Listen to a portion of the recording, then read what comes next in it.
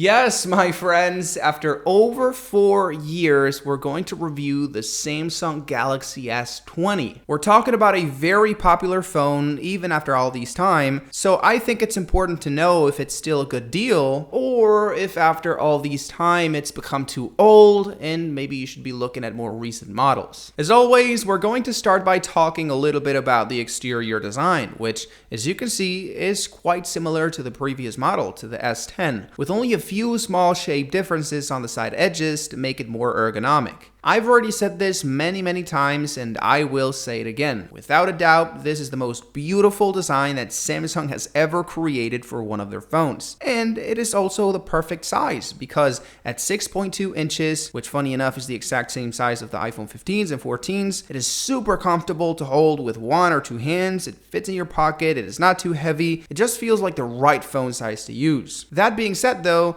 it has the old design with curved edges that, at least in my opinion, feels a little bit uncomfortable to the hand. It's kind of like the curved edges make it slip out of my hands, like there's no grip to it. Of course, this is very subjective. In fact, a lot of people say the opposite. They say that the curved edges on the old phones made them more comfortable to the hand than the newer models. But I don't know, I just can't seem to feel like the phone, when it's naked, without any case on or any accessories, it's just going to slip and it just feels dangerous to hold it. So I don't know, I much rather have like a flat edge phone like the iPhone 15s. It just feels like it's rock solid in my hand. It's not going to slip. It's like a brick. But anyways, let's move on. Let's talk about the internal components. More specifically, let's talk about the processor, which of course, being a flagship phone, is the best processor that was available 4 years ago. In this case, the Snapdragon 865. So of course, the speed and fluidity that you're going to feel when using it are going to be very good. There's no game that can be played at maximum settings. There's no application that doesn't open instantaneously. It is as good as a phone could be 4 years ago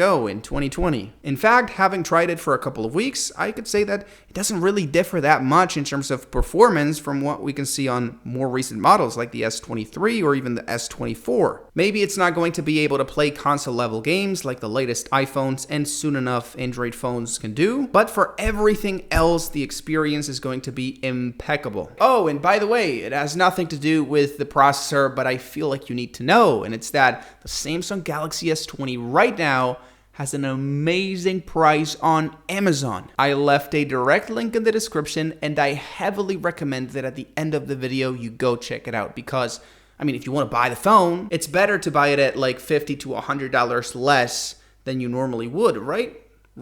But for now, let's move on. Let's talk about the battery life, a very positive feature on this phone since, as you can see in the test, it is as good as the Galaxy S10 and the S21, which is great because those were very good phones in terms of battery capacity and durability. More specifically, it is going to give you 6 to 7 hours of use, depending on the things you do with it, which I believe is more than enough for the majority of people watching this. And unless you spend the entire day outside of the house and you spend the entire day using your phone, is going to give you an absolutely perfect experience. But hey, let's talk about the display, another very strong point on this phone since, well, it has everything, and everything is everything. 120 Hz, a top-tier OLED display with 1300 nits of brightness, and extremely thin bezels. What's also very crazy about it is that it has a 1440p panel, as opposed to the 1080p panels on the S21, S22, and S23, which, as I said, is kind of crazy. It's a little weird. Considering those phones are newer and more expensive and technically better, it's rather strange that Samsung gave the old phone more resolution than the new phones. It's kind of like the opposite of what you would expect, but I don't know. I guess if you really want a crispy display, the S20 is the phone for you. The only downside is that for some reason Samsung doesn't let you enable 1440p and high refresh rate at the same time.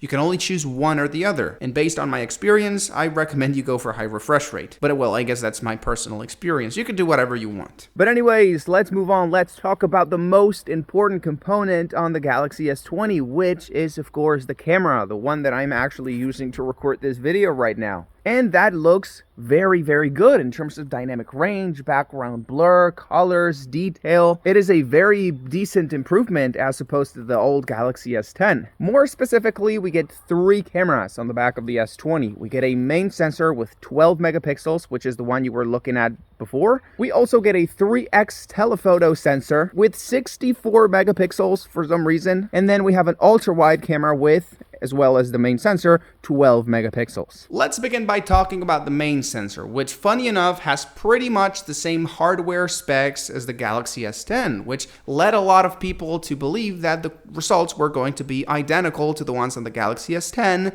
But no, the photos and videos it takes look a lot better than the ones we could get on the previous model. And this is because the processing engine dedicated to tweak the images after you've taken them is way more advanced on the S20. It's going to calibrate exposure a lot better, colors a lot better, detail all of the variables that the phone edits after you hit the button. So results are going to be more appealing and overall better. Then we have an ultra-wide camera, which is very, very good.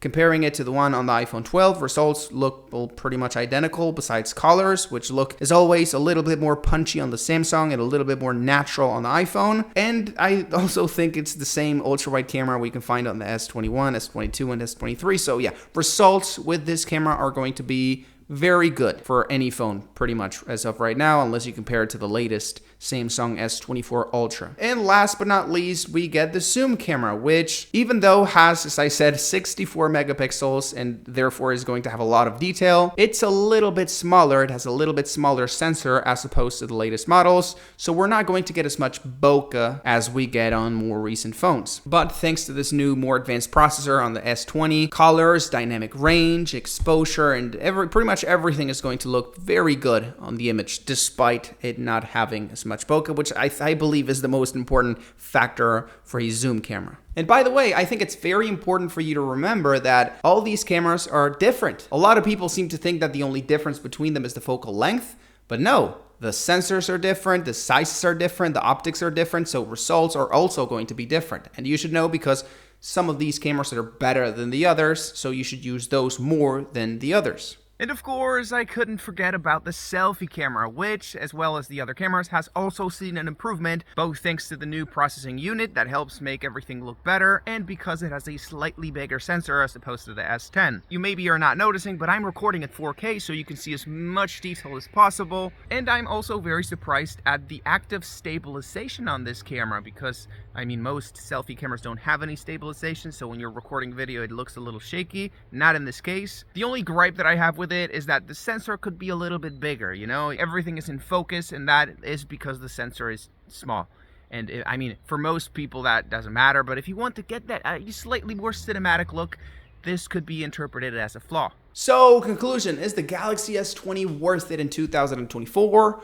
Well, I believe so. I think it is very worth it because when it comes to the feeling in your hands, it's very premium. When it comes to the performance, it is stupidly good for like it being 4 years old. The battery life is very good. The display is weirdly better than the one on the S24 that just came out. So, I mean, yeah, it is a very good phone. Quality price ratio is absurd. And if you add the discount link that I left in the description for Amazon, it's even better. So go click the link, and if you're interested, I would recommend you get it. It's an amazing deal.